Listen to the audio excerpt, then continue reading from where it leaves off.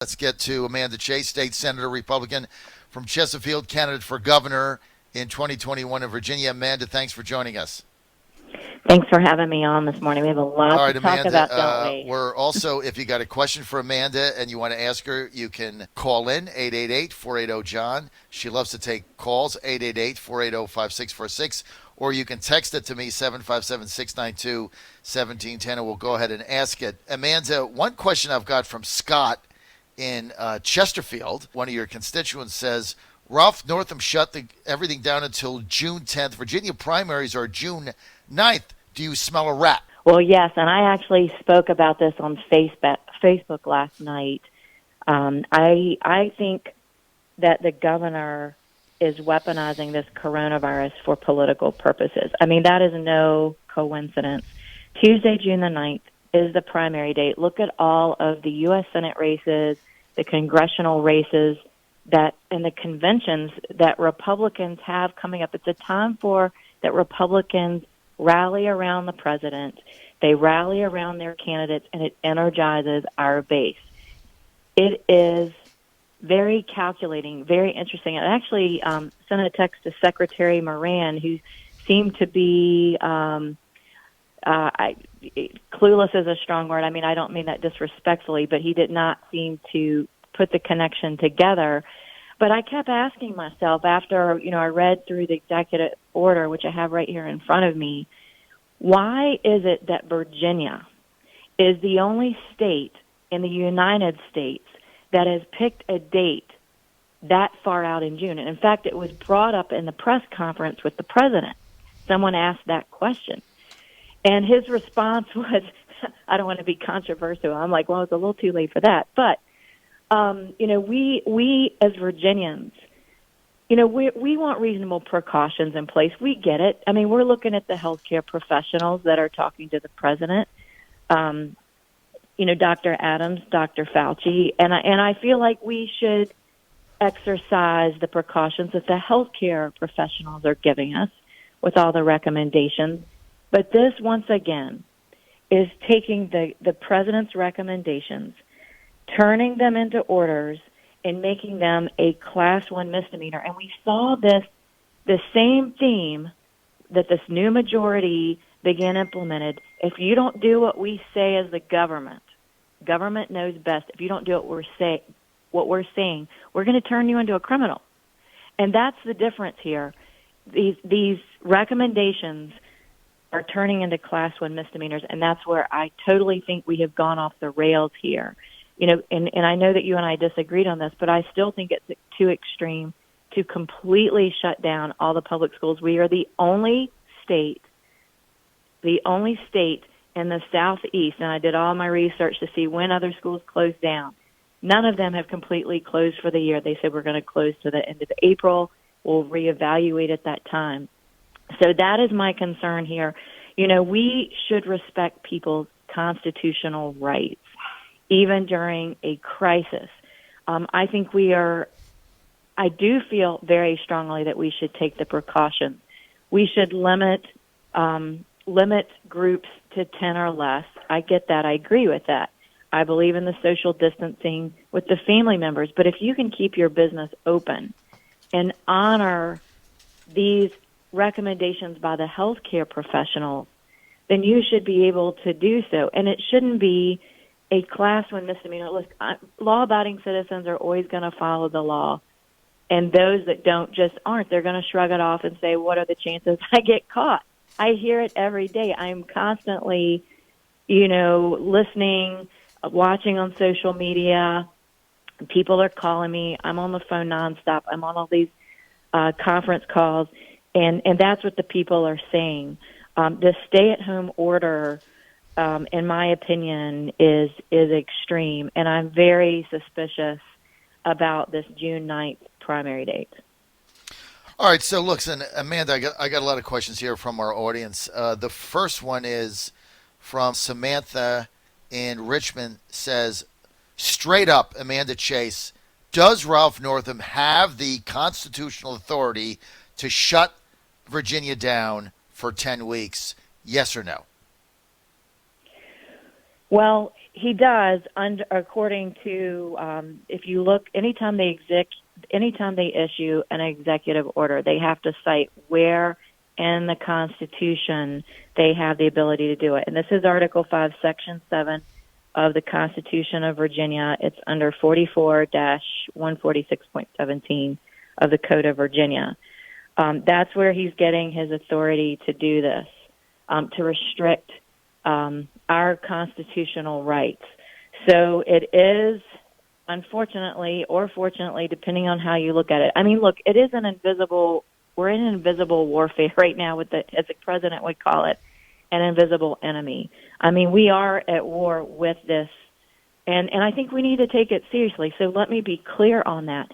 But you educate, you don't mandate. And, the people that were on the beaches, okay, don't shut down the rest of Virginia and keep the law-abiding citizens, the ones that are, following the recommendations of the healthcare professionals, and keep them from going to the beach. I mean, what's to say we can't go to the beach and observe the social distancing, not be in groups of 10 or more, and go to the beach? But instead, what we've had is, we've had all these people go to the beaches and in the parks, and they're gathering in groups and everything.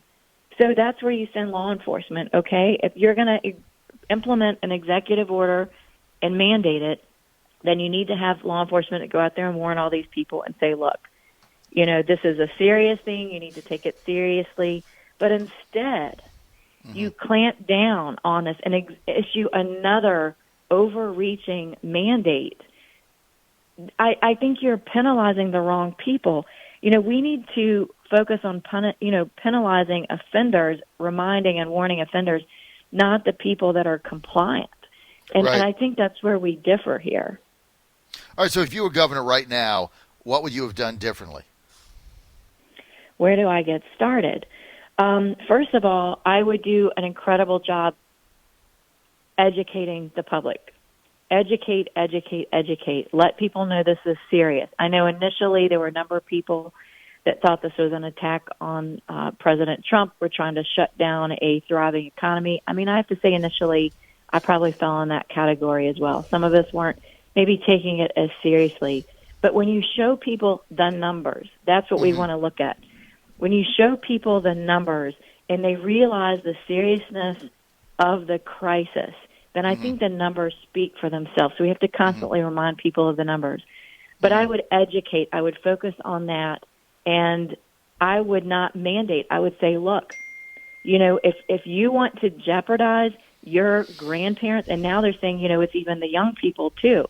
But if you educate people and you let them know of the consequences, that's what America is about. It's risk and reward. You're educated about the risk.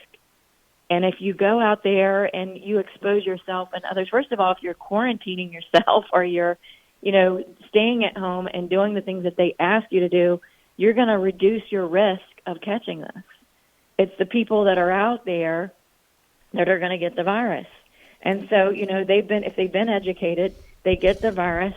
Well, all right, so you would have focused on education. So if you were governor now, we're with Amanda Chase. If you were governor now, you would not have shut the state down, lockdown, until June 10th. Would you lock it down at all, or would you just keep asking people to voluntarily do what they need to do? Well, I think that you have to look at things 2 to 3 weeks at a time. So you say, okay, for the next 3 weeks, we're going to close down the schools and monitor the situation.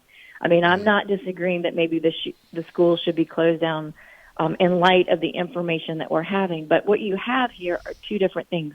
You have the modeling, because the Chinese aren't being forthright in their data and their statistics. So initially they were having to rely on modeling, but now we're getting actual hardcore data. And from some of these other countries that have been more forthright, and even here, looking at New York, we're getting more actual data, and we're evaluating that. So let's look at things that are rolling 2 to 3 weeks at a time.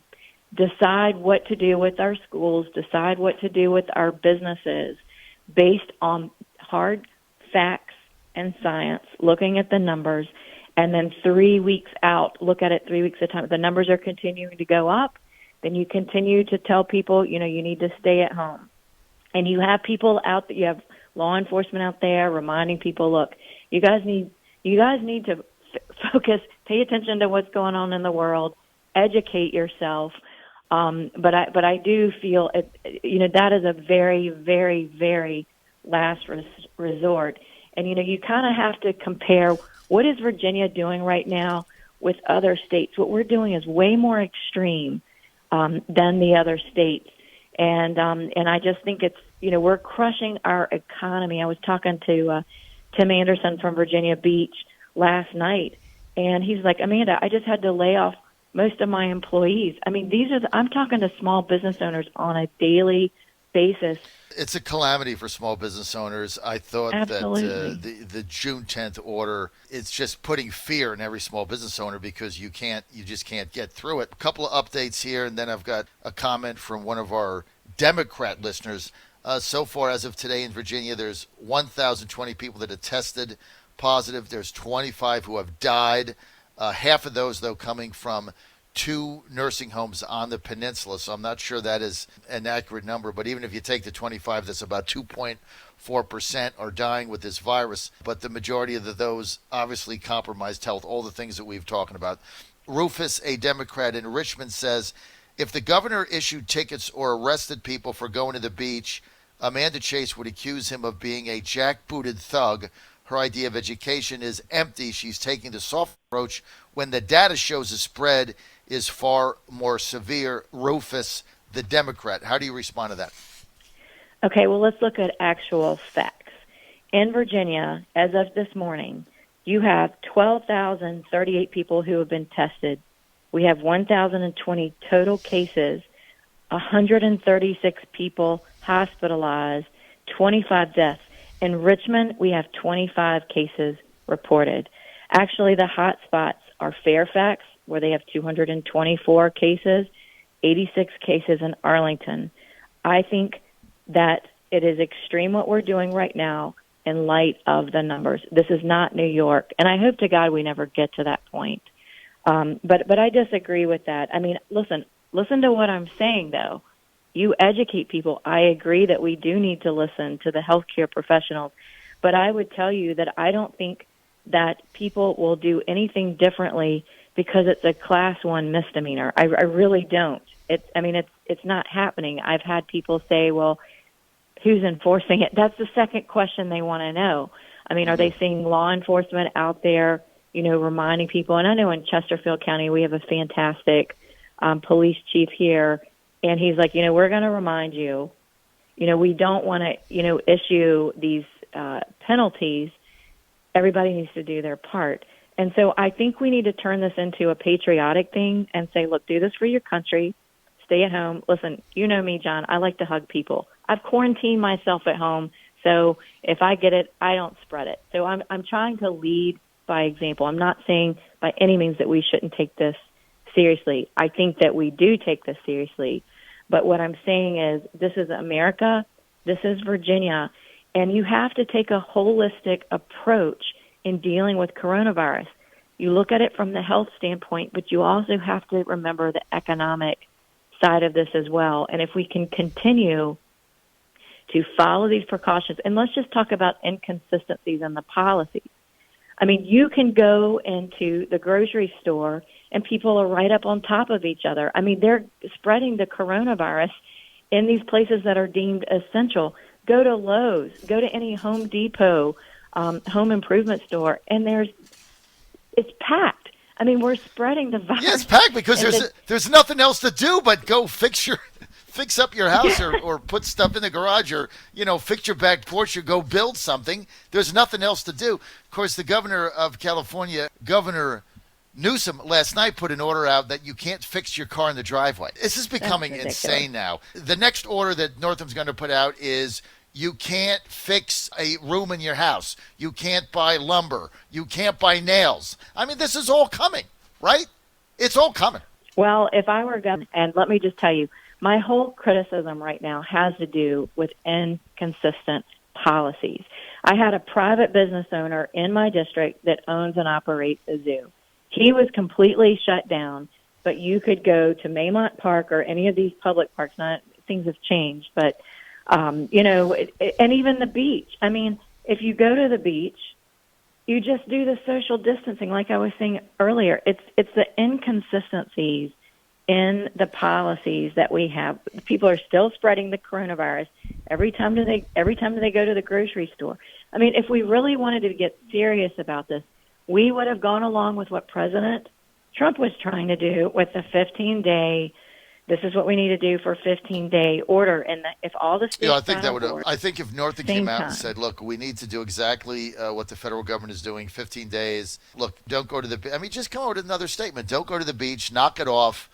I remember the famous comment of Chris Christie, governor of New Jersey, when the hurricane was coming. I guess it was Sandy, and people were still on the New Jersey beach, and he got on at a news conference and he said, Stop being morons. Get the hell off my beaches, right?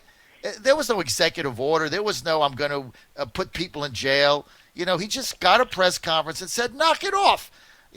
Maybe if Northam did that, that would have been better. But he says you can go to the beach to exercise. Does that mean you can swim but not sunbathe?